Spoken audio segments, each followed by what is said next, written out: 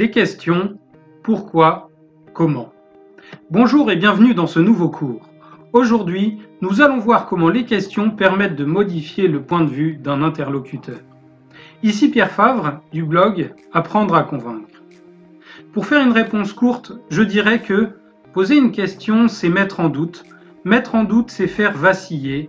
Faire vaciller, c'est pousser à une remise en question. Se remettre en question, c'est s'ouvrir à de nouveaux paradigmes. Le pire moyen de vouloir faire changer d'avis quelqu'un, c'est la discussion. Elle est instructive et agréable, mais renforce les croyances. 3 inconvénients d'un débat. Face à un argument, l'interlocuteur se défend et propose des contre-arguments. Plus il fait face à une contre-argumentation, plus il renforce ses positions et, en les renforçant, il s'enfonce dans sa propre conviction. L'attaque conduit à la défense, l'action à la réaction, la thèse à l'antithèse. Ce cheminement s'explique par l'ego. L'ego est notre besoin de nous valoriser en permanence. Moi je sais telle chose, moi j'ai fait telle autre chose, etc. L'ego n'est qu'un cataplasme que l'on colle sur nos blessures d'enfance. Je ne résiste pas à vous citer Alp Altin. L'ego est le premier destructeur de valeur dans une entreprise quelle qu'elle soit. Idriss Aberkan, il y a 2 types d'entrepreneurs, ceux qui mettent leur ego au service de l'entreprise et ceux qui mettent l'entreprise au service de leur ego. Et quelle que soit leur qualification, leur diplôme ou leur expérience, vous devez sans aucun état d'âme écarter sur le champ ceux qui mettent le projet au service de leur ego.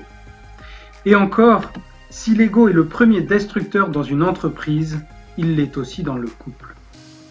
Je vous citerai également Emmanuel Jublin. L'ego, il faut le vidanger de temps en temps. Pour se donner les moyens de changer la vie de l'autre, il faut choisir entre avoir raison et obtenir des résultats. En fait, c'est la personne la plus souple au sein d'un système qui fait pencher la balance. La puissance des questions. Le cerveau humain est ainsi fait qu'il a besoin de réponses. Une fois qu'une réponse satisfaisante a été apportée, même si elle est erronée, le cerveau peut la classer. Ce faisant, l'esprit est libéré pour d'autres activités. En fait, l'incertitude est bien trop inconfortable pour nous en accommoder facilement. François Gaston de Lévy disait déjà en son temps « Il est plus facile de juger de l'esprit d'un homme par ses questions que par ses réponses. » En effet, les bonnes questions sont difficiles à trouver ainsi qu'à formuler, d'autant qu'elles n'appellent pas forcément de réponse, à tout le moins, pas de réponse simple. Vous voulez une question qui n'appelle pas de réponse simple? En voici une. Qu'est-ce que la vie peut m'enseigner? Pensez à mettre votre réponse en commentaire. La question qu'il importe de trouver, c'est celle qui interroge la certitude de l'autre et qui la rend incertaine. Toutefois, il est nécessaire que ce soit votre interlocuteur qui, par ses réflexions, fasse le chemin jusqu'à votre position, parce que notre ego nous fait survaloriser le fruit de nos réflexions aux assertions d'autrui. Et comme nous avons entériné depuis bien longtemps qu'une question appelle une réponse, nous nous sentons obligés d'y répondre dans les choix ouverts par cette dernière. Un exemple courant. Un vendeur d'ordinateur vous demande « Voulez-vous une garantie de 1 ou 2 ans ?» Que vous lui répondiez 1 an ou 2 ans, vous avez probablement omis de considérer l'option « Je ne veux pas de garantie ». La puissance des questions pour faire changer d'avis vient à la fois de la faiblesse des autres manières de faire, argumentation, démonstration et discussion, mais également du fait qu'elles n'attaquent pas frontalement l'ego. Les questions à poser. De toutes les questions que l'on peut poser, bon nombre ne porteront pas de fruits. Qu'elles soient mal posées, que la réponse soit gênante, que l'interlocuteur soit de mauvaise foi et bien d'autres choses encore. Nous ne pouvons avoir raison tout le temps, nous ne pouvons convaincre tout le temps. Changer l'opinion de l'autre est une tâche complexe et de longue haleine. Et, selon les cas, peut être coûteuse en temps et en énergie. Connaître le sujet. Tout d'abord, il convient de comprendre la position de l'autre. Il s'agit là d'obtenir des informations sur les motivations, la perception, la compétence, la personnalité, les valeurs, les priorités, les envies, les intérêts. Exemple d'informations à connaître. Pourquoi pense-t-il cela? Pourquoi dit-il cela? Quelle est sa vraie raison? Il y a généralement une réponse officielle que nous donnons en premier, mais souvent quelque chose de plus profond nous anime. M'a-t-il tout dit? Qu'a-t-il compris? Qu'en pense-t-il? Quel événement marquant a modifié sa perception des choses? Quelle image veut-il renvoyer? Quelles sont ses qualités et défauts? Quelles sont ses priorités dans la vie? Est-il influençable? Que connaît-il de la vie? Se connaît-il bien lui-même? Abordez le sujet. Ensuite, quand notre interlocuteur vous sait suffisamment au courant de sa situation, alors peuvent être entendues des questions davantage tournées sur l'objet du débat. Lorsque vous entamez cette partie, soyez au clair sur ce que vous voulez obtenir de l'autre et ce que l'autre veut obtenir de vous. Et soyez conscient que votre objectif sera plus facile à atteindre si vous visez un résultat gagnant-gagnant. Exemple d'information à connaître. Quelles difficultés rencontre-t-il et comment pouvez-vous l'aider sur le sujet en question? Qu'est-ce qui l'intéresse sur ce sujet et pourquoi? Chacun d'entre nous souhaitons combler certains désirs. C'est pourquoi votre interlocuteur est susceptible de trouver de l'intérêt dans ce qui améliorera son sentiment de sécurité, son besoin de valorisation, celui du changement, du confort ou de la facilité, lui fera gagner de l'argent ou réaliser des économies, et enfin, ce qui le rendra digne d'affection, d'amour ou de respect. Quelle émotion cela provoque-t-il chez lui? Quel est son point de vue? Que peut lui coûter son changement d'avis? Accompagnez le processus de décision. Après ces deux premières étapes, il est temps que votre interlocuteur prenne une décision. À ce moment, il peut être nécessaire de l'accompagner à surmonter ces dernières barrières, et donc de répondre à ces questions. Ou mieux, à apporter les réponses aux questions qu'il se pose sans même qu'il les ait posées. Cette anticipation vient avec l'expérience. Dans mon métier de formateur, j'ai noté une évolution dans ma manière de procéder. Avec les années, je commence à savoir quelles questions se pose le groupe à tel ou tel moment de la formation. Alors, en fonction de si j'ai besoin de revitaliser le groupe ou d'avancer dans le programme, je formule mes propos soit de manière à ce que les questions soient nécessaires, soit au contraire en étant suffisamment précis pour qu'elles n'aient plus lieu d'être. Exemple d'information à connaître. De quoi a-t-il besoin pour décider? Temps, conseil, information. Quels sont les efforts qu'il doit faire? À quel point est-il sûr du bien fondé de la démarche? Est-il prêt à assumer cette décision? Sait-il comment appliquer cette décision? Que perd-il en l'assumant? Entériner la décision. Une fois la décision prise, il faut la graver dans le marbre et donc connaître le moment d'application de la décision. Ce dernier pas est important car il coûte plus que les suivants. Pour ce faire, je vous conseille de reformuler les réponses satisfaisantes de votre interlocuteur. Cela a pour but d'officialiser la démarche et, si la situation s'y prête, sachez qu'en reformulant devant des témoins, vous rendrez l'engagement plus fort. Exemple d'information à connaître. Est-il au clair avec tous les points précédents? S'est-il senti libre dans le processus d'acquisition? A-t-il confiance en ses capacités de résilience sur ce sujet? Comment poser les questions? Toutes les situations sont différentes et il ne peut donc y avoir un protocole figé, mais plutôt une tendance générale ou une ligne directrice. Les 4 types de questions. Ouvertes, ce sont les questions idéales pour ouvrir la parole et explorer le plus largement possible l'expérience de l'autre.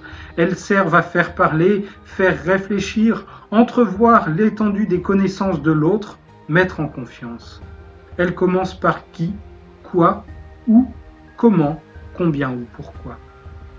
Fermées, elles servent à vérifier, à obtenir une précision, un engagement, un choix. Elles n'appellent qu'une alternative réduite à des réponses, généralement oui ou non. Elles sont généralement utilisées pour conclure. À choix multiples, ces questions sont utiles pour apporter de l'aide. Elles permettent de donner des idées de réponse et donnent la possibilité de choisir. Elles diffèrent des questions fermées par un nombre de réponses supérieur à 2. Interrogatives, elles ont une réelle influence sur celui qui les entend car elles sous-tendent la bonne réponse. Elles peuvent manipuler. Les questions interrogatives incitent plus à réagir que les autres. Que cherchez-vous par vos questions? Faire un jugement de valeur? Il faut pour cela Posez des questions orientées du type « Peut-être feriez-vous mieux de » ? Pourquoi faire ceci ? Ces questions donnent des points de repère et permettent de rassurer. Elles sont efficaces si votre interlocuteur vous estime compétent et légitime. Elles peuvent engendrer de l'agressivité et des justifications. Validez vos convictions. Pour cela, posez des questions du style « C'est certainement dû à » ? Ne voyez-vous pas les choses de la manière suivante ? Ces questions donnent le sentiment d'être compris si vous collez à l'opinion de l'interlocuteur. Cependant, en les utilisant, vous pouvez travestir la réalité. Elles présentent l'inconvénient de bloquer l'autre ou de l'irriter en cas de mauvaise interprétation de votre part. Apportez du soutien. Exemple, est-ce si important ? Voulez-vous que je vous aide ? Ces questions apportent une consolation, une dédramatisation ou de la compassion. Elles vous mettent dans une position où la personne va se sentir redevable envers vous. Investiguez. Ce sont des questions pour faire préciser qui vont vous y aider. À quel moment est-ce que ? Qu'avez-vous vu ? Qu'avez-vous ressenti à tel moment ? Ces questions nous permettent de diriger la réflexion vers notre objectif. Ce sont ce type de questions qu'affectionnent les journalistes et forces de l'ordre. Si vos questions sont perçues comme bienveillantes, elles seront perçues comme une aide. Dans le cas inverse, elles provoqueront un sentiment de manipulation. Décidez pour l'autre. Exemple, si vous voulez mon avis, avez-vous déjà essayé de faire ? Nous poussons à l'action en donnant une solution. Si nous avons une légitimité, ces conseils seront perçus comme de l'aide, mais peuvent être perçus comme intrusives et, dans le cas d'une inadéquation, vous feront perdre de la crédibilité. Comprendre. Le mieux, c'est de ne rien dire et d'attendre que la conversation se poursuive ou reprenne. Si besoin, utilisez des reformulations, sans déformer son propos. Si j'ai bien compris, je reformule ce que vous m'avez dit. Est-ce bien ça ? Elle démontre que vous avez sincèrement pris en compte les paroles de l'autre et qu'il est votre centre d'intérêt. Ces questions vous permettent d'en savoir plus et de favoriser une prise de conscience. Cette manière de procéder peut par contre donner le sentiment que vous acceptez ou que vous validez ce que dit votre interlocuteur. Les réponses. Vos questions, et particulièrement les réponses qu'elles induisent, peuvent être spontanées ou réfléchies, en fonction de ce qu'elles provoquent chez votre interlocuteur et des objectifs qu'il poursuit. Elles peuvent être sincères, convenues ou spécieuses. Reformulation. Il y a ceux qui vont les reformuler à leur avantage, soit parce qu'il y a une chose en particulier qu'ils souhaitent dire, ou au contraire, pour dissimuler quelque chose. Prenons l'exemple d'une personne qui demande « Peux-tu me dire qui est responsable de la prolifération des algues sur les côtes bretonnes ?» L'interlocuteur peut répondre « La vraie question, ce serait plutôt de savoir comment peut-on encore s'acharner sur les agriculteurs, sachant que tous les 2 jours, l'un d'eux met fin à ses jours. » D'autres estimeront la question mauvaise ou imprécise et s'autoriseront à la transformer. Exemple, une personne demande « Que vas-tu faire pour t'en sortir ?» L'interlocuteur peut transformer en « Que puis-je faire pour m'en sortir ?» Refus de réponse. D'autres encore estimeront la réponse embarrassante et vous feront savoir leur refus de répondre. Exemple, je t'ai vu en compagnie d'une charmante jeune fille ce midi. Qui est-ce ? Il y a aussi ceux qui trouveront qu'ils ont trop à perdre pour dire la vérité. Exemple, tu as les yeux rougis par les larmes, un œil au beurre noir et tes vêtements sont déchirés. Que s'est-il passé ?